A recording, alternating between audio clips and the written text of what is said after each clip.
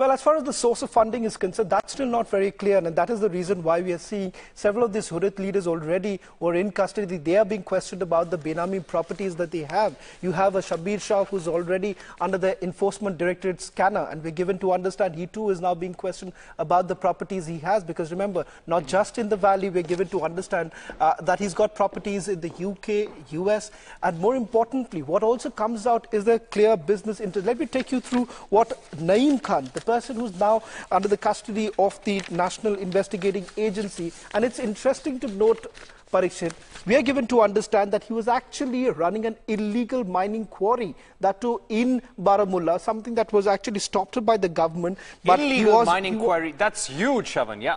Well, the very fact that his machinery was all impounded by the government, because of the kind of influence that he wielded, Naeem Khan actually managed to ensure that his business continues. And I'm just reading out a small extract from this, from the property dossier that I have. It says it is estimated that about 4 to 5 truckloads of gypsum limestone is extracted daily with a JCB machine owned by the firm itself. Now, it becomes very, very evident that you have such properties not just in Srinagar, but also in various parts of the country like Delhi, Gurgaon. Shravan, huge questions there. Huge questions that you're bringing to us, Shravan. That's an excellent expose. I'm also going across to our editor and my colleague Niranjan for the latest on this story.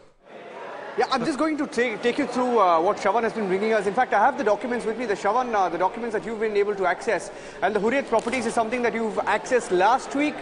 And in the course of the last 1 week, Shravan, along with the special investigation team here at Republic TV, have been bringing you details of the Hurriyat case by case, file after file. And this is the Mirwais file. I just want to take you through the Mirwais file. Now, these are Kashmir's biggest crooks. People who are paid by Pakistan, people who've made their money in the name of Azadi. I'm going to take you through the Mirwais files.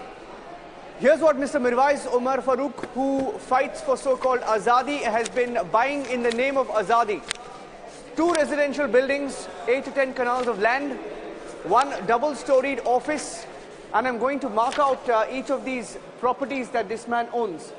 2 residential buildings, 1 double-storied office, 1 building only for security purposes, 2 canals of land at Umar Colony Lane number 3, 20 shops, I'm repeating that, 20 shops at Molvi Stop, Lal Bazar, 2 houses, 3 stories each, along with land, called Mirwais Manzil, JK Bank Rajouri Kadal building, that's a double-storied building.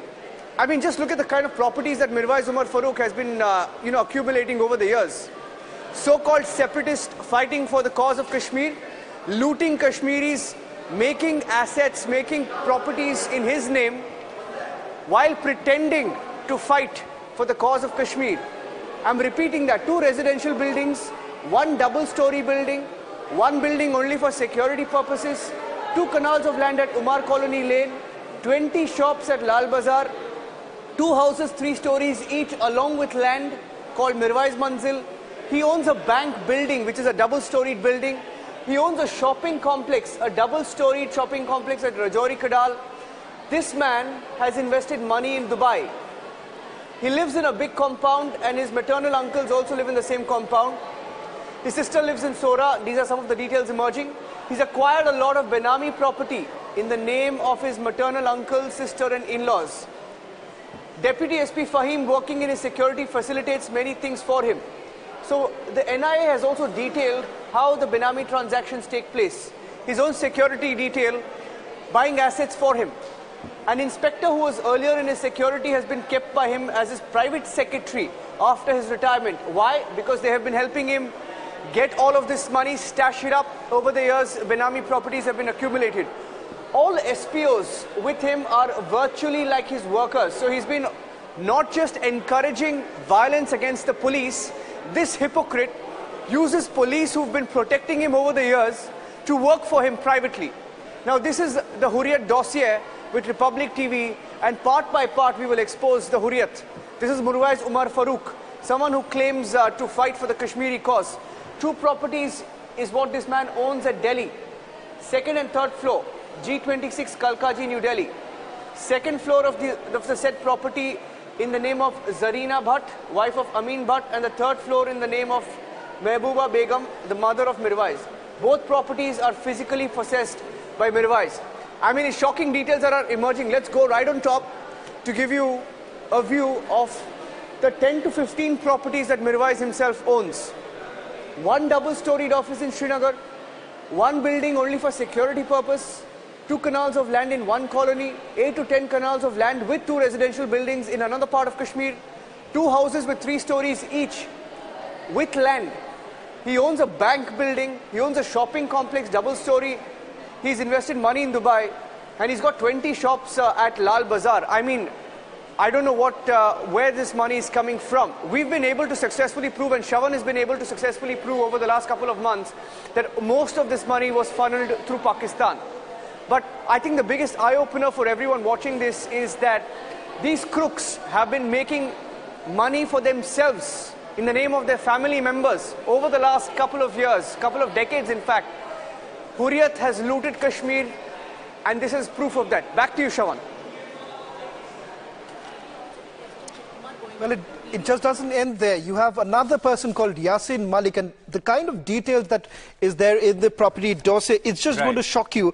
There is one particular line where the NIA maintains that they say Yasin Malik virtually owns half of Lal Chowk. Now, this is what I'm reading out from the NIA dossier that we have now accessed. It doesn't, the kind of Benami property that he has in Lal Chowk, we're given to understand he has 1 mall, more than 4 properties in Lal Chowk, property to build a colony in Humhama, and shops and land that we are given to understand that he was actually this particular land was allotted to the JKLF workers. Now, the fact is that land grabbing also directly becomes... Shravan, just stay with us. We have some more breaking news coming in. Now, after the income tax carried out those raids on DK Shivakumar and his aides and his properties across the country, we believe the Enforcement Directorate is all set to interrogate him. Remember, the ED goes ahead and investigates money laundering cases once agencies like the CBI, the police or the Income Tax Department start investigating a case. And Aishwarya is joining us with the latest. Aishwarya, is there a hint of money laundering here? Is that why the ED is getting in? Well, Parikshit, that's what we are being indicated by our sources, that yes, the Enforcement Directorate could get into this, but at this very point of time, raids are continuing as we speak across the country. There are raids happening in Bangalore as we speak right now. Yes, more than 10 crores has been recovered till now. Thus, this is a massive sum of amount which has been recovered in cash from various of the residences, either registered in the name of DK Shivakumar or his close aides, thus keeping the number of or the amount which has been recovered from these places. We are being told that the other investigating agencies will also get into play, and that's exactly where ED comes. And what we are being told that it is not only about the